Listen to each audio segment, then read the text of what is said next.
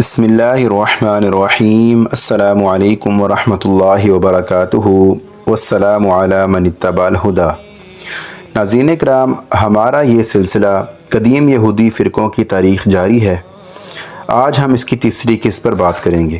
اپنے ویڈیو کو شروع کرنے سے پہلے میں آپ سے گزارش کرتا ہوں کہ جو احباب میرے چینل پر نئے ہیں یا جنہوں نے ابھی تک میرے چینل کو سبسکرائب نہیں کیا، پہلے وہ لال بٹن کو دبا کر چینل کو سبسکرائب کر لیں، اور چینل کو سبسکرائب کرنے کے ساتھ جو بیل آئیکن ہے اس کو ضرور پریس کریں تاکہ جیسے ہی کوئی نئی ویڈیو اپلوڈ کی جائے تو یوٹیوب کی طرف سے آپ کو نوٹیفیکیشن آ جائے۔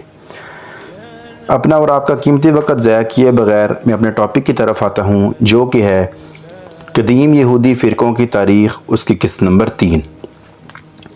آج ہم اس کے باب اول کو پڑھیں گے۔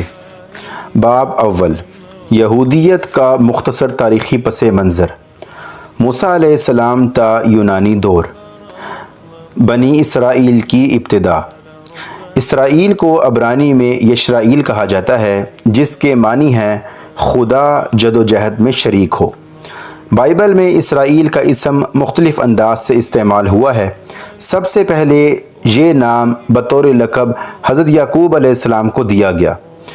بعد میں اسرائیل کا لفظ کو 12 قبیلوں یا یعقوب علیہ السلام کے بیٹوں اور 2 پوتوں افائیم اور منسی کے ساتھ مخصوص کر دیا گیا۔ یعقوب علیہ السلام کے دنیا سے تشریف لے جانے کے بہت سالوں بعد یہ الگ الگ قبیلے اسرائیل کی امت یا بنی اسرائیل کے نام سے پہچانے جانے لگے۔ اس حوالے سے کوئی ٹھوس تاریخی گواہی موجود نہیں کہ انہیں اس نام سے کب موسوم کیا گیا، تاہم اس ضمن میں قدیم ترین تاریخی شہادت مصر سے ملنے والی ایک قدیم تحریر ہے، جو ایک پتھر پر لکھی ہوئی ہے۔ اس پتھر کو مریبتا کا ستون کہا جاتا ہے اور تاریخی لحاظ سے اس کا زمانہ 1230 قبل مسیح ہے۔ اس پتھر پر لکھی عبارت کے مطابق اسرائیل ایک غیر ملکی قوم کا نام ہے۔ جس زمانے سے اس پتھر کا تعلق ہے، اس وقت سے تھوڑی مدت پہلے ہی حضرت موسیٰ علیہ السلام یعقوب علیہ السلام کی نسل کے تمام افراد کو مصر سے نکال کر کنعان کی سرزمین کی طرف خروج کر گئے تھے۔ بنی اسرائیل میں اتحاد کا فقدان شروع سے ہی رہا تھا، یہاں تک کہ جس وقت یہ قبائل کنعان میں ہو رہے تھے، یعنی کہ کنعان میں آباد ہو رہے تھے، تب بھی ان میں اتحاد و اتفاق نہ تھا۔ حضرت ابراہیم علیہ السلام۔ بنی اسرائیل کی تاریخ کا سلسلہ حضرت ابراہیم علیہ السلام سے شروع ہوتا ہے۔ حضرت ابراہیم علیہ السلام عراق کے شہر ار میں پیدا ہوئے۔ حضرت ابراہیم علیہ السلام کی ساری حیات مبارکہ کی تبلیغی کوششوں سے بھرپور ہے، اور آپ نے اللہ تعالیٰ کے حکم سے عراق، شام، فلسطین، حجاز اور مصر تک اللہ کے دین کا پیغام پہنچایا۔ حضرت ابراہیم علیہ السلام نے جس علاقے میں سکونت اختیار کی، وہاں انہوں نے اللہ تعالیٰ کی عبادت کرنے کے لیے مسجدیں اور قربان گاہیں بھی بنائیں۔ بائبل کے مطابق حضرت ابراہیم علیہ السلام نے سکم، بیت ایل، حبرون، بیت شبا، یروشلم اور فاران میں اللہ کے گھر بنائے، جہاں لوگ خالق حقیقی کی عبادت کیا کرتے تھے۔ ان میں سے 2 گھر بیت المقدس اور مسجد حرام آج بھی موجود ہیں، جبکہ باقی مقامات کو یہودیوں نے جان بوجھ کر گم کر دیا ہے، اور اب مقدس نوشتوں میں ان کا صرف نام باقی رہ گیا ہے۔ پیدائش کی کتاب کا ایک بڑا حصہ حضرت ابراہیم علیہ السلام، حضرت اسحاق علیہ السلام، حضرت یعقوب علیہ السلام اور یوسف علیہ السلام کے واقعات پر مشتمل ہے۔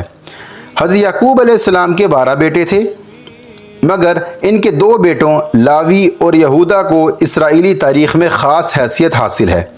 لاوی کی نسل میں اسرائیلیوں کی مذہبی پیشوائی دی گئی، جبکہ یہودا کی اولاد کے باعث اسرائیل کی سلطنت کے ایک حصے کا نام یہودا پڑا، جو بعد میں مختصر ہو کر ایک قومی اصطلاح میں تبدیل ہو گیا اور حضرت موسیٰ علیہ السلام کے پیروکاروں کے لیے استعمال کیا جانے لگا۔ حضرت اسحاق اور یعقوب علیہ السلام۔ حضرت ابراہیم علیہ السلام کی وفات کے بعد سیدنا اسحاق علیہ السلام کنعان میں ان کے وارث ہوئے۔ بائبل کے مطابق انہوں نے اپنی ساری زندگی بے رنگ اور غیر متحرک گزاری ہے، جبکہ اپنی زندگی کے آخری 57 سال میں وہ نابینا بھی رہے۔ ان کے دنیا سے تشریف لے جانے کے بعد ان کے فرزند جناب عیسو اور حضرت یعقوب علیہ السلام ان کے وارث بنے۔ بائبل کے مطابق حضرت یعقوب علیہ السلام نے کوئی بھی قابل رشک، پرامن یا خوشگوار زندگی نہیں گزاری، اور ان پر فخر کرنے کی کوئی بھی وجہ بائبل ہمیں فراہم نہیں کرتی، بلکہ اس کے برعکس بائبل ان پر بت پرستی اور دھوکے بازی کا الزام بھی لگاتی ہے۔ اپنے بڑے بھائی عیسو کو 2 بار دھوکہ دینے کے نتیجے میں انہیں گھر چھوڑنا پڑا، اور انہوں نے ہاران میں اپنے ماموں لابن کے یہاں جلا وطنی کی زندگی گزار دی۔ حضرت یعقوب علیہ السلام نے ان کی 2 بیٹیوں لیا اور راحل سے شادی کرنے کے لیے تقریباً 14 سال تک لابن کی خدمت کی، نیز اس کے بعد انہیں مزید 6 سال خدمت کرنی پڑی تاکہ وہ اپنے حصے کی بھیڑ بکریاں بھی حاصل کر سکیں۔ بائبل کے مطابق یعقوب علیہ السلام اپنے ماموں لابن کی غیر موجودگی میں اسے کوئی اطلاع دیے بغیر فرار ہو گئے، اور لابن نے ان کا پیچھا کیا حتیٰ کہ انہیں جلعاد کے پہاڑی علاقے میں جا پکڑا، اور ان دونوں کا آپس میں سمجھوتا ہو گیا۔ لابن سے رہائی پانے کے بعد کنعان میں داخل ہوتے وقت حضرت یعقوب علیہ السلام کو اپنے بھائی عیسو سے سخت خوف تھا کہ کہیں اس کا سامنا ان سے نہ ہو جائے، کیونکہ عیسو اس وقت خطے کا ایک طاقتور سردار بن چکا تھا۔ مگر جب یعقوب علیہ السلام کی عیسو سے ملاقات ہوئی تو انہوں نے خود کو عیسو کے خادم کے طور پر ظاہر کیا، اور بائبل کے مطابق عیسو کی چاپلوسی اور خوشامد کر کے اس کو منا لیا اور معافی حاصل کرنے میں بھی کامیاب ہو گیا۔ ہاران سے واپسی آنے کے بعد یعقوب اور ان کے اہل خانہ نے کنعان میں سکم کے قریب کچھ وقت تک عارضی قیام کیا، جہاں مبینہ طور پر حضرت یعقوب علیہ السلام کی بیٹی دینا کے ساتھ ہونے والی زیادتی کا سنگین واقعہ بھی پیش آیا۔ وہاں کے سردار ہوری ہمور کے بیٹے سکم نے اس کی عصمت دری کر دی۔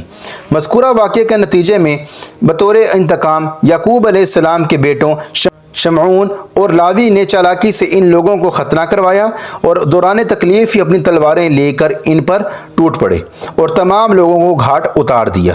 حوالے کے لیے یہ سارا واقعہ پیدائش کی کتاب باب 34 میں لکھا ہوا ہے، وہاں سے اس کو دیکھ کر پڑھا جا سکتا ہے۔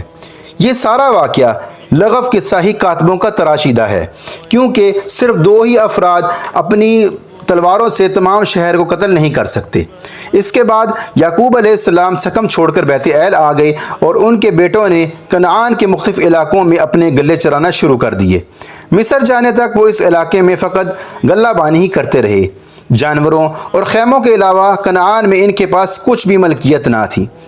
مصر میں قحط پڑنے کی وجہ سے یہ لوگ پھر مصر چلے گئے، جس وقت وہاں پر یعقوب علیہ السلام کے بیٹے حضرت یوسف علیہ السلام کی حکومت تھی۔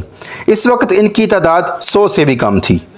حضرت یوسف علیہ السلام جب مصر کے حکمران بنے تو انہوں نے اپنے خاندان کو مصر میں بلوا لیا، چنانچہ یعقوب علیہ السلام اور ان کی آل اولاد مصر آ کر آباد ہو گئے، جہاں ان کی بڑی قدر کی گئی۔ بائبل کے مطابق مصر میں ان کی آبادی اور پیروکاروں کی تعداد نہایت کثرت سے بڑھی، حتیٰ کہ جب موسیٰ علیہ السلام انہیں لے کر مصر سے نکلے تو ان کی تعداد تقریباً 6 لاکھ کے قریب پہنچ چکی تھی۔ بائبل میں موجود کتاب پیدائش سے پتہ لگتا ہے کہ بنی اسرائیل جب ملک مصر میں داخل ہوئے تھے تو یہ کل 70 نفوس تھے، جن میں یعقوب علیہ السلام کے ساتھ ان کے پوتے اور موسیٰ علیہ السلام کے دادا کہات بھی شامل تھے۔ حضرت یوسف علیہ السلام کو اپنا اقتدار منتقل کرنے والا بادشاہ عربی النسل تھا۔ یہ چرواہوں کا خاندان تھا جو مصر پر حکومت کر رہا تھا۔ تاریخ میں انہیں چرواہے بادشاہ کہا گیا ہے۔ حضرت یوسف علیہ السلام کے انتقال کے بعد بھی کافی عرصہ تک مصر کے تخت پر بنی اسرائیل کا اثر و رسوخ رہا، لیکن مقامی مصریوں نے چرواہوں کے خلاف جو قوم پرستی کی ایک تحریک چلا رکھی تھی، وہ وقت کے ساتھ ساتھ جیسے جیسے بڑھی تو بنی اسرائیل بھی پیچھے ہٹتے گئے، حتیٰ کہ مصر پر ان کے خاندان کی حکومت ختم ہو گئی اور قوموں پرستوں کی حکومت آ گئی۔ بنی اسرائیل کیونکہ سابقہ حکومت کے حامی تھے، چنانچہ وہ بھی قوم پرستوں کی تنگ نظری کا نشانہ بنے اور انہوں نے بھی بنی اسرائیل کو غلام بنا لیا۔ تو ناظرین گرامی، یہ تھی ہماری آج کی ویڈیو۔ اگر آپ کو ہماری ویڈیو پسند آئے تو آپ ہماری ویڈیو کو ضرور لائک کریں، اور ویڈیو کو لائک کرنے کے ساتھ اپنے احباب سے بھی شیئر کیا کیجیے تاکہ انہیں بھی اس بات کا علم ہو سکے۔ اور اگر ابھی تک آپ نے ہمارے چینل کو سبسکرائب نہیں کیا تو آپ ہمارے چینل کو ضرور سبسکرائب کریں، اور چینل کو سبسکرائب کرنے کے ساتھ جو بیل آئیکن ہے اس کو ضرور پریس کریں تاکہ جیسے ہی کوئی نئی ویڈیو اپلوڈ کی جائے تو یوٹیوب کی طرف سے آپ کو نوٹیفیکیشن آ جائے۔ اگلے ویڈیو تک کے لیے میں آپ سے اجازت چاہتا ہوں۔ السلام علیکم ورحمۃ اللہ وبرکاتہ۔